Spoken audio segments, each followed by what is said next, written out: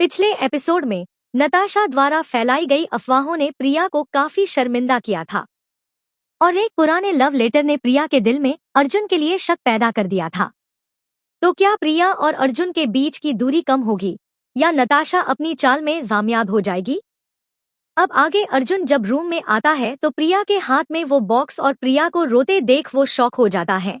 उसे अपने दिल में एक दर्द महसूस होता है, पर इस बात से उसे कोई फर्क नहीं पड़ता। ये दिखाने के लिए अर्जुन प्रिया को रोते हुए छोड़ उसे इग्नोर करके रूम से बाहर निकल जाता है और अपने स्टडी रूम में चला जाता है। लेकिन आज प्रिया को रोते देख उसके दिल में टिस उठी थी और ये बात वो मानना नहीं चाहता था। अगले दिन अर्जुन बिना प्रिया को कोई सफाई दिए अपनी कंपनी चला जाता है। प्रिया को इस बात से काफी तकलीफ होती है, पर ये एक कॉन्ट्रैक्ट है, ये कहकर खुद को संभालती है। तभी अर्जुन की माँ प्रिया से कहती है कि वो अर्जुन के लिए लंच बनाकर ले जाए। प्रिया जाना नहीं चाहती थी, लेकिन माँ की बात वो टाल भी नहीं सकती थी, तो वो जाने के लिए मान जाती है। खाना बनाते बनाते प्रिया को दोपहर हो जाता है। वो लंच पैक कर घर से कंपनी के लिए निकलती है। वहीं अर्जुन के आलीशान कंपनी में प्रिया अर्जुन के लिए घर का बना दोपहर का लंच लेकर पहुंचती है। वह घबरा रही थी क्योंकि अर्जुन के साथ उसका रिश्ता अभी भी ठीक नहीं है। उसके मन में काफी बातें चल रही थी कि ना जाने उसे यहाँ देख अर्जुन कैसे रिएक्ट करेंगे, पर वो घबराते घबराते पहुंच ही जाती है। प्रिया कंपनी में आकर अर्जुन के ऑफिस की ओर बढ़ने लगती है। तभी टीना की नजर उस पर पड़ती है। वो प्रिया को ऑफिस में देख चौंक जाती है। उसे भी पता था कि प्रिया अर्जुन की वाइफ है। तभी टीना प्रिया को देखकर बोलती है, मैडम आप यहाँ क्यों आई हैं? अर्जुन सर मीटिंग में हैं। अगर आपको उनसे मिलना है तो आपको काफी वेट करना होगा। अचानक टीना की आवाज सुन प्रिया डर जाती है और प्रिया डरते हुए ही कहती है, मैं उनके लिए खाना लाई हूँ।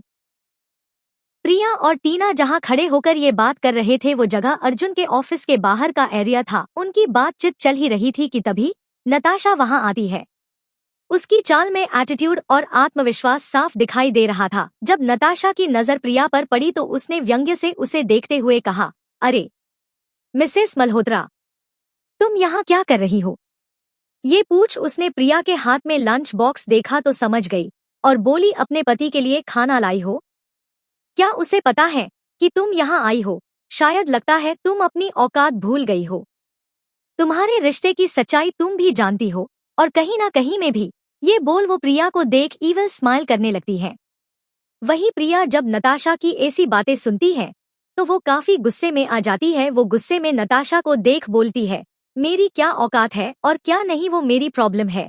तुम्हें मेरे और मेरे पति के रिश्ते के बीच बोलने का कोई हक नहीं है और तुम में इतने भी मैनर नहीं है कि अपने बॉस का नाम नहीं लेते उन्हें सर बुलाया जाता है। तो अगली बार से मैनर याद रखना। और एक और बात, मैं अपनी पति के लिए क्या कर रही हूँ और क्या नहीं, तुम्हें उस पर ध्यान देने की नीड नहीं है। उसने पति शब्द पर जोर देते हुए ये बात कही थी।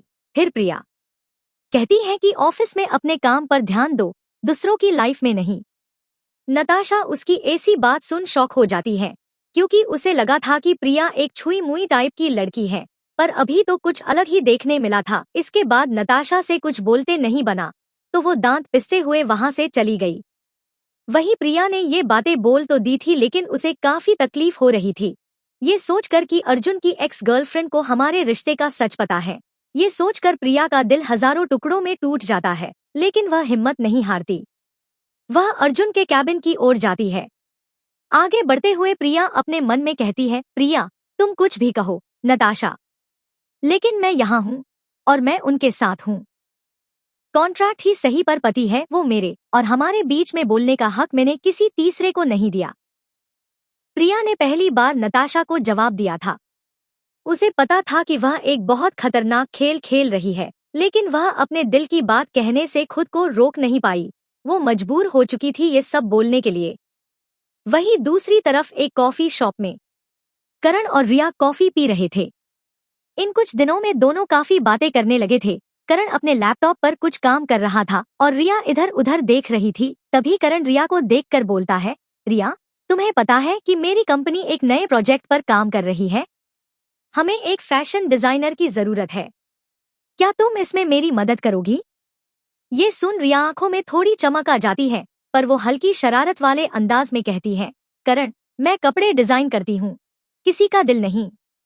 मेरा दिल काम नहीं करता, मेरे हाथ काम करते हैं। करण मजाक में कहता है, तो मेरा दिल भी डिजाइन कर दो।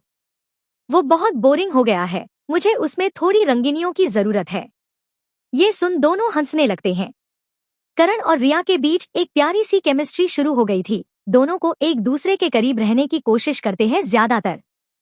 फिर रिया हंसते हुए कहती है, तुम्हें पता है करण, तुम बहुत मजेदार हो।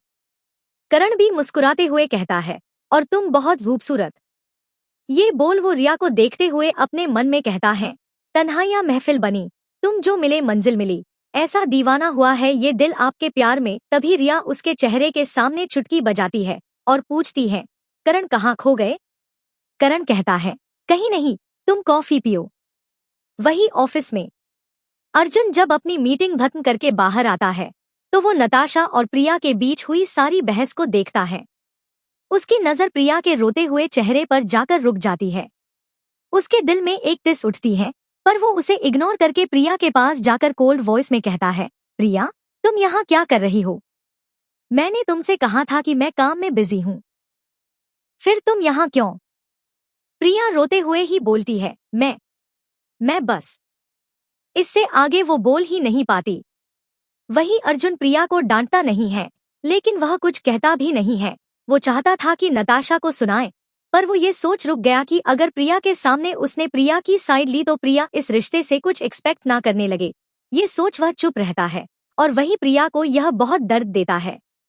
उसको ये सोच तकलीफ महसूस होती है कि कॉन्ट्रैक्ट की दुल्हन ही सही पर बीवी तो हूं ना मैं।